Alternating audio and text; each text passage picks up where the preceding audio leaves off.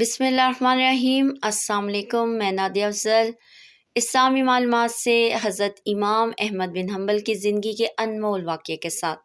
حضرت امام احمد بن حنبل کی زندگی کا یہ انمول واقعہ استغفار کی فضیلت پر مبنی ہے۔ ایک بار حضرت امام احمد بن حنبل رحمۃ اللہ علیہ سفر میں تھے۔ ایک قصبے میں رات ہو گئی تو نماز کے بعد مسجد میں ہی ٹھہرنے کا ارادہ کر لیا۔ ان کی عاجزی و انکساری نے یہ گوارا نہ کیا کہ لوگوں کو اپنا تعارف کروا کر خوب آؤ بھگت کروائی جائے۔ مسجد کے خادم نے امام کو نہ پہچانا اور ان کو مسجد سے باہر نکلنے کا کہا۔ امام احمد بن حنبل نے سوچا کہ مسجد کے دروازے پر سو جاتا ہوں، لیکن خادم نے وہاں سے بھی کھینچ کر نکالنا چاہا۔ یہ تمام منظر ایک نان بھائی نے دیکھ لیا جو مسجد کے قریب ہی تھا۔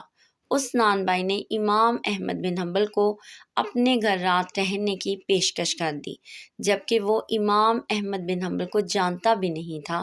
امام احمد بن حنبل جب اس کے گھر تشریف لے گئے تو دیکھا کہ نان بھائی کام کے دوران بھی کثرت سے استغفر اللہ کر رہا ہے۔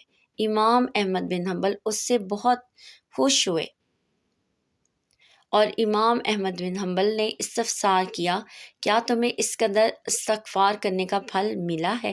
نان بھائی نے جواب دیا، میں نے جو بھی مانگا اللہ مالک الملک نے عطا کیا۔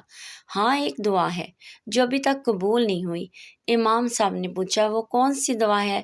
نان بھائی بولا، میرے دل میں کچھ دنوں سے ہے اور یہ خواہش مچل رہی ہے کہ امام احمد بن حنبل رحمۃ اللہ علیہ سے ملنے کا شرف حاصل کروں۔ امام صاحب فرمانے لگے، میں ہی امام احمد بن حنبل ہوں۔ اللہ نے نہ صرف تمہاری دعا سنی بلکہ مجھے تمہارے دروازے تک کھینچ لایا۔ میں نے آج آپ کو بہت ہی پیارا سا واقعہ سنایا ہے۔ امید ہے آپ کو بہت اچھا لگا ہوگا اور آپ بھی کسی کو سنائیں گے۔ بہت شکریہ۔ اللہ حافظ۔